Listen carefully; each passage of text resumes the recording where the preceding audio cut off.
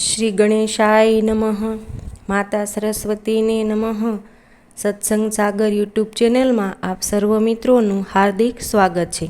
આજે આપણે આ વિડીયોમાં સાંભળીશું વીરપસલી વ્રત કથા. શ્રાવણ માસના કોઈપણ રવિવારે આ વ્રત લેવાય અને બીજા રવિવારે તેની પૂર્ણાહુતિ થાય. બહેનો ભાઈના કલ્યાણ માટે આ વ્રત કરે છે. ભાઈ બહેનને યથાશક્તિ ભેટ આપે છે. છોકરીનો સાચો ભાઈ ન હોય તો પાડોશ કે સ્નેહી સંબંધીના છોકરાને ધર્મનો ભાઈ ગણી વ્રત થઈ શકે છે. એક કણબીને 7 દીકરા અને દીકરી હતા. 7 ભાઈ પરણેલા અને બહેન પણ પરણેલી, પરંતુ તેને સાસરિયામાં કંઈ અણબનાવ થયેલો, તેથી તે કર્મનો દોષ કાઢી પિયરમાં રહેતી હતી. 7 ભાઈઓમાંથી નાનો ભાઈ ભલો હતો. તેને માતા પ્રત્યે અપાર મમતા હતી. 6 મોટા ભાઈઓ ચાલાક હતા, તેથી ધંધામાં ફાવટ આવી જતા ડોશીથી જુદા થઈ ગયા. ડોશી નાના છોકરા ભેગી રહે, બહેન પણ સાથે જ હતી. નાનો ભાઈ માંડ બધાનું પૂરું કરી શકતો. ભલો નાનો ભાઈ ગામમાં પરચુરણ ચીજવસ્તુની નાનકડી હાટડી ચલાવતો હતો, એટલે કમાણી કાંઈ ખાસ કંઈ ન હતી.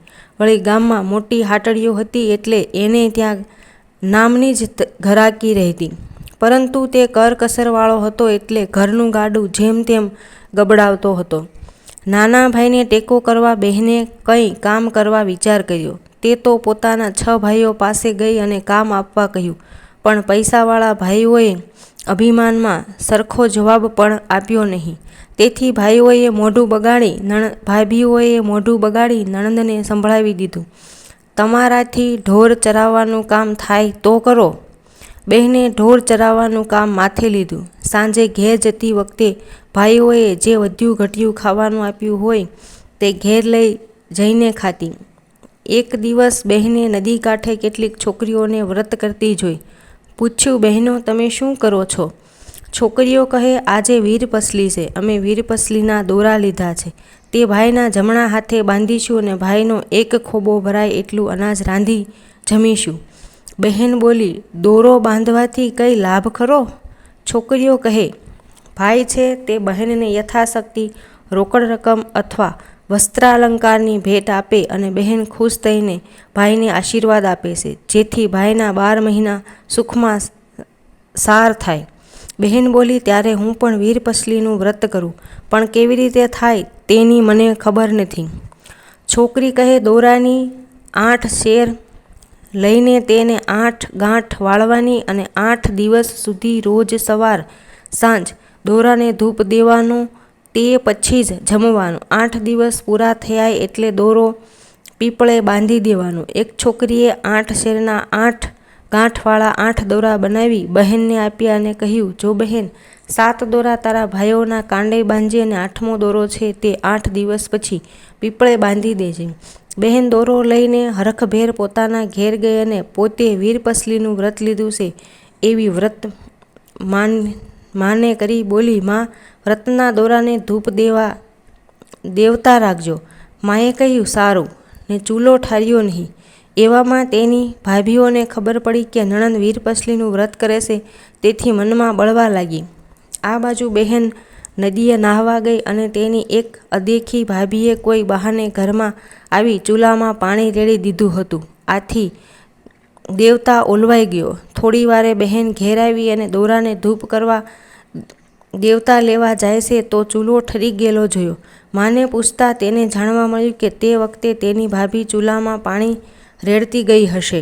બહેને ફરી ચૂલો સળગાવ્યો અને થોડાક અંગારા લઈ દોરાને ધૂપ દીધો.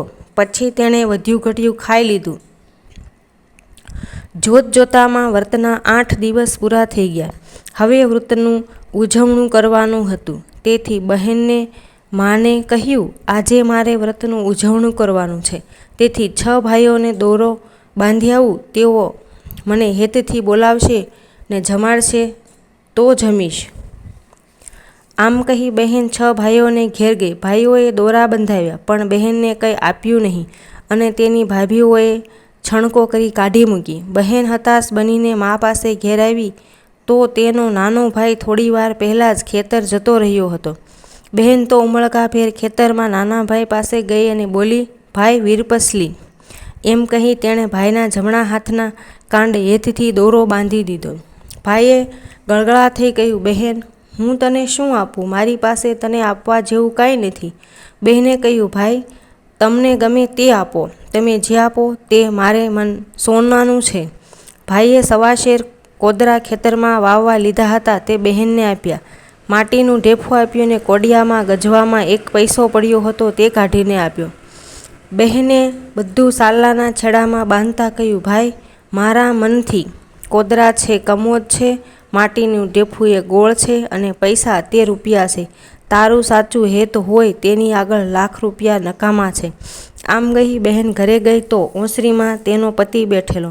આ તો ન માન્યામાં આવે એવી વાત હતી. મનમાં થયું કે આવ્યા ક્યાંથી? તે તો માથે ઓઢીને અંદરના ઓરડામાં મા પાસે ગઈ. માએ કહ્યું, બેઠી, તારી શ્રદ્ધા ફળી, તારું વ્રત ફળ્યું. આજે તારા પતિ તને તેડવા આવ્યા છે.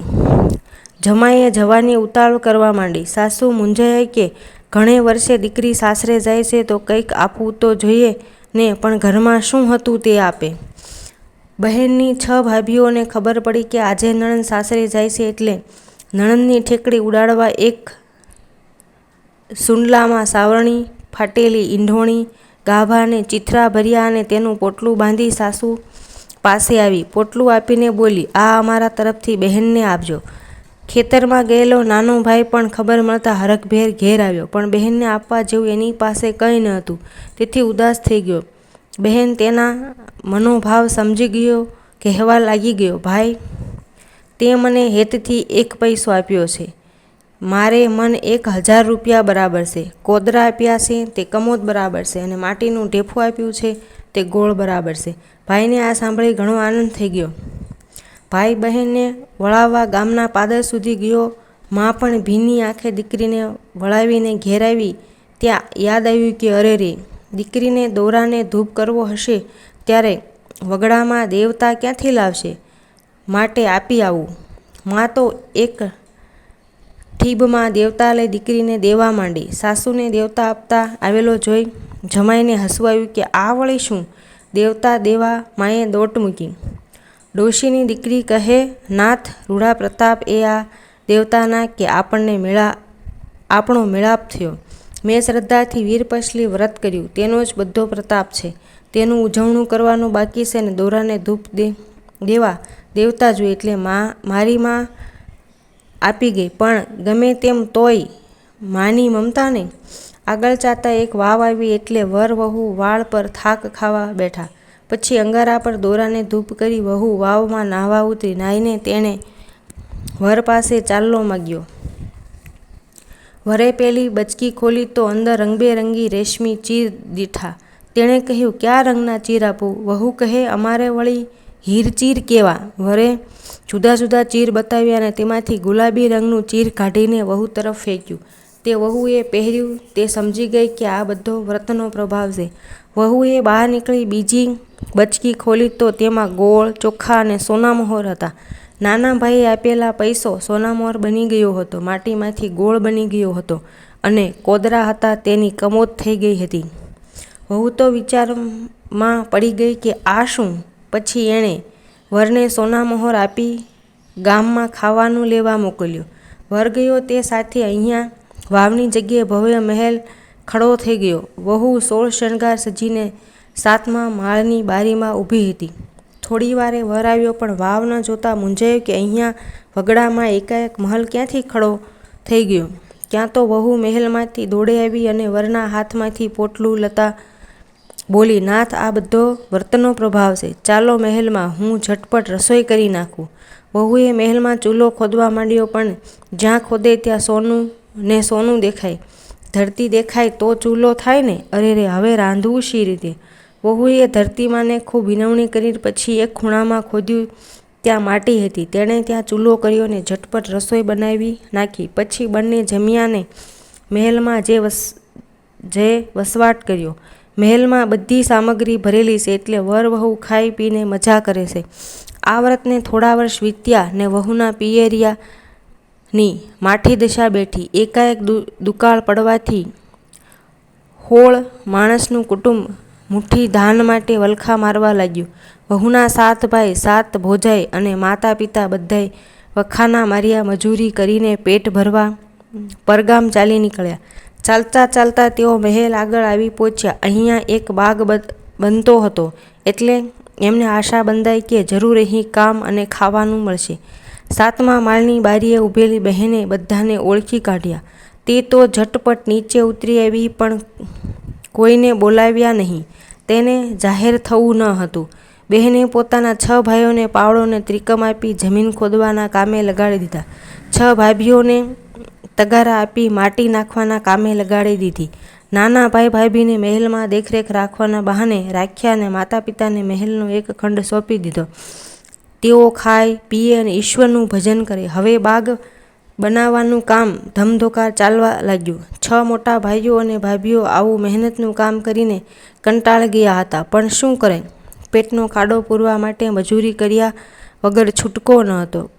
બધા ભાગ્યને દોષ દઈ કાળી મજૂરી કરી રહ્યા હતા, જ્યારે બહેનના નાના ભાઈ ભાભી મહેલમાં આરામ કરી રહ્યા હતા.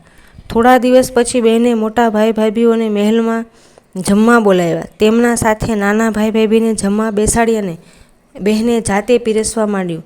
તેણે મોટા ભાઈઓના થાળામાં સોનાના લાડવા પીરસ્યા અને ભાભીઓના થાળમાં ચાંદીના લાડવા પીરસ્યા અને વાટકામાં રાબ પીરસી, જ્યારે નાના ભાઈ ભાભીના થાળમાં ચૂરમાના લાડુ અને દાળ પીરસ્યા. નાનો ભાઈ અને ભાભી મોજથી લાડુ ખાવા લાગ્યા અને દાળના સબડકા બોલાવવા લાગ્યા. જ્યારે 6 મોટા ભાઈ ભાભીઓ એકબીજાના મોઢા સામે જોવા લાગ્યા. આ તે કેવું જમણ! ત્યાં તો બહેને ખાવા માટે આગ્રહ કર્યો એટલે ભાઈઓ બોલ્યા, બહેન, સોનાના લાડવા તે ખવાય અને રાબ તો ખારી અગર લાગે છે. બહેન બોલી, ભાઈઓ, તમારી પાસે ધન હતું ત્યારે હુંય તમને ખારી અગર લાગતી હતી. એ વખતે તમને મારી સાથે વાતો કરવાની ફુરસદ નહોતી. આ સાંભળી 6 ભાઈઓ ચોંકી ગયા. તેઓ બહેનને ઓળખી ગયા અને એવા શરમાઈ ગયા કે નીચી મુંડી એ બેસી રહ્યા. 6 ભાભીઓ શોભીલી પડી ગઈ. બહેને કહ્યું, મોટા ભાઈઓ, નાના ભાઈના ઘરમાં ખાવા ધાન ન હતું, તોય તેણે હેતેથી પૈસા, માટીનું ઢેફું ને કોદરા આપ્યા. તેના પ્રતાપે હું વ્રતનું ઉજવણું કરી શકી અને વીરપસલી વ્રતના પ્રતાપે મને આ બધું સુખ સાંપડ્યું. બધાએ બહેનની માફી માંગી. પછી બહેને તેઓને મહેલમાં સાથે રાખીને બધા ખાઈ પીને લીલા લહેર કરવા લાગ્યા. વીરપસલી વ્રત જેવી રીતે બહેનને ફળ્યું, એવી રીતે વ્રત કરનારને, આ કથા વાંચનારને અને સાંભળનારને ફળજો.